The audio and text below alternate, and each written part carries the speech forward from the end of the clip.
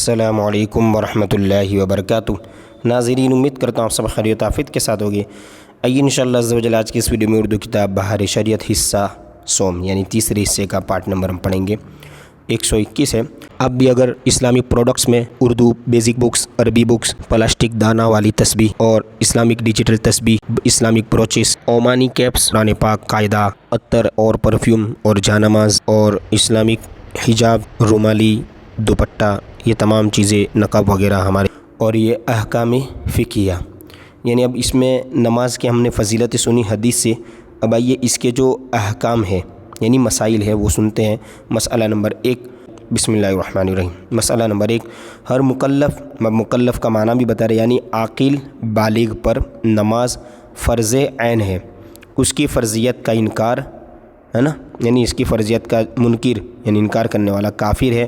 اور جو قصداً چھوڑے اگرچہ ایک ہی وقت کی وہ فاسق ہے، اور جو نماز نہ پڑھتا ہو قید کیا جائے یہاں تک کہ توبہ کرے اور نماز پڑھنے لگے، بلکہ ائمہ ثلاثہ مالک و شافعی و احمد رضی اللہ تعالیٰ عنہ یعنی ان تین اماموں کے نزدیک سلطان اسلام کو اس کے قتل کا حکم ہے، یعنی جو اسلام کا جو سلطان ہے یعنی بادشاہ، انہیں کیا حکم ہے کہ اس کو قتل کرے، یعنی جو بے نمازی ہے، نماز قید کرنے کے بعد بھی نماز نہ پڑھے تو ٹھیک ہے۔ اس طرح مسئلہ نمبر 2، بچے کی جب 7 برس کی عمر ہو تو اسے نماز پڑھنا سکھایا جائے، اور جب 10 برس کا ہو جائے تو مار کر پڑھوانا چاہیے۔ دیکھیے یہ کتاب کی بات ہے، بہت سارے لوگ اس کو ہلکے میں لیتے ہیں، مدرسے کے بچوں کے بارے میں جب کہتے ہیں تو والدین، اس لیے توجہ کے ساتھ سنیں۔ مسئلہ نمبر 3، نماز خالص عبادت بدنی ہے، اس میں نیابت جاری نہیں ہو سکتی، یعنی اس میں کوئی نائب نہیں ہو سکتا ہے نا، یعنی ایک کی طرف سے دوسرا نہیں پڑھ سکتا، نہ یہ ہو سکتا ہے کہ زندگی میں نماز کے بدلے کچھ مال بطور فدیہ ادا کر دے۔ البتہ اگر کسی پر کچھ نمازیں رہ گئی ہیں اور انتقال کر گیا اور وصیت کر گیا کہ اس کی نمازوں کا فدیہ ادا کیا جائے تو ادا کیا جائے، اور امید ہے کہ انشاءاللہ تعالیٰ قبول ہو، اور بے وصیت بھی وارث اس کی طرف سے دے کہ امید ہے نا قبول و عفو ہے، یعنی معاف ہونے اور قبول ہونے کی یہ امید ہے، وارث یعنی جو وراثت دار ہے وہ نماز کا فدیہ دے سکتے ہیں، ٹھیک ہے۔ یہ کب؟ جب انتقال ہو گیا ہو تب۔ اس طرح مسئلہ نمبر 4، فرضیت نماز کا سبب حقیقی امر الہی، یعنی حقیقت میں امر الہی یعنی اللہ کا حکم ہے، ٹھیک ہے، اور سبب ظاہری وقت ہے، ظاہری طور پر اس کا وقت ہونا ہے کہ اول وقت سے آخر وقت تک جب ادا کرے ادا ہو جائے گی، اور فرض ذمے سے ساقط ہو جائے گا، یعنی جب وقت کے اندر ادا کی ہو، اور اگر ادا نہ کی یہاں تک کہ وقت کا ایک خفیف جز باقی ہے تو یہی جز اخیر سبب ہے۔ تو اگر کوئی مجنون یا بے ہوش میں آیا، یا حیض و نفاس والی پاک ہوئی، یا صبی بالغ ہوا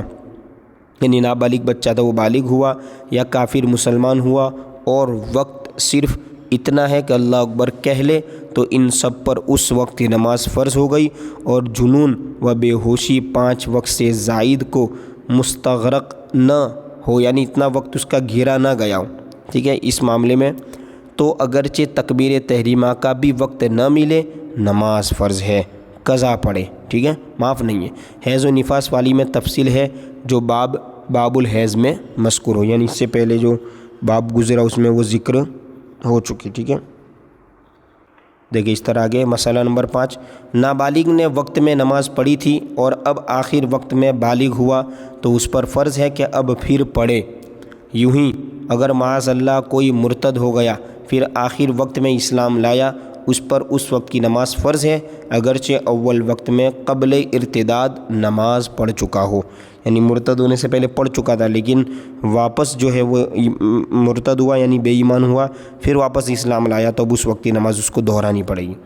مسئلہ نمبر 6، نابالغ عشاء کی نماز پڑھ کر سویا تھا، اس کو احتلام ہوا اور بیدار نہ ہوا یہاں تک کہ فجر طلوع ہونے کے بعد آنکھ کھلی تو عشاء کا اعادہ کرے، اور اگر طلوع فجر سے پیشتر یعنی اس سے پہلے ہی آنکھ کھلی تو اس پر عشاء کی نماز بالاجماع فرض ہے۔ یعنی دیکھیں بالغ ہوا اور عشاء کا وقت باقی تھا نا، صبح صادق تک وقت رہتا ہے عشاء کا، صبح صادق سے پہلے تک، تب ظاہر سی بات ہے اس کو وہ عشاء پڑھنی ہوگی۔ مسئلہ نمبر 7، کسی نے اول وقت میں نماز نہ پڑھی تھی اور آخر وقت میں کوئی ایسا عذر پیدا ہو گیا، یعنی ایسی مجبوری پیدا ہو گئی جس سے نماز ساقط ہو جاتی ہے، مثلا آخر وقت میں حیض و نفاس ہو گیا یا جنون یا بے ہوشی طاری ہو گئی، تو اس وقت کی نماز معاف ہو گئی، اس کی قضا بھی ان پر نہیں ہے، مگر جنون و بے ہوشی میں شرط ہے کہ علی الاتصال 5 نمازوں سے زائد کو گھیر لے، یعنی مسلسل ملی ہوئی، ٹھیک ہے، ورنہ قضا لازم ہوگی۔ اس طرح مسئلہ نمبر 8، یہ گمان تھا کہ ابھی وقت نہیں ہوا، نماز پڑھ لی، بعد نماز یعنی نماز کے بعد معلوم ہوا کہ وقت ہو گیا تو نماز نہ ہوئی۔ اس طرح آگے ہے نماز کے وقتوں کا بیان۔ اب یہ نماز کے وقتوں کا بیان شروع ہوگا، جس میں سب سے پہلے قرآن کی آیتیں ہے۔ دیکھیں قول اللہ تعالیٰ نے، اللہ تعالیٰ نے ارشاد فرمایا، ان الصلاۃ کانت علی المؤمنین کتابا موقوتا۔ دیکھیے اس کا ترجمہ سنیے، بے شک نماز ایمان والوں پر فرض ہے، وقت باندھا ہوا ہے نا، یعنی ان پر وقت باندھا ہوا یعنی فکس وقت پر۔ اور فرماتا ہے کہ فسبحان اللہ حین تمسون وحین تصبحون ولہ الحمد فی السماوات والارض وعشیا وحین تظہرون۔ دیکھیں اس کا ترجمہ کیا ہوگا، اللہ کی تسبیح کرو جس وقت تمہیں شام ہو، نماز مغرب و عشاء، اور جس وقت صبح ہو یعنی نماز فجر، اور اسی کی حمد ہے آسمانوں اور زمین میں، اور پچھلے پہر کو یعنی نماز عصر، اور جب تمہیں دین ڈھلے یعنی نماز ظہر۔ یہ دیکھیں پورے وقتوں کا بیان قرآن میں ہے، ٹھیک ہے۔ اب انشاءاللہ پارٹ نمبر 122 میں نماز کے وقت پر جو احادیث ہے وہ ہم آگے پڑھیں گے۔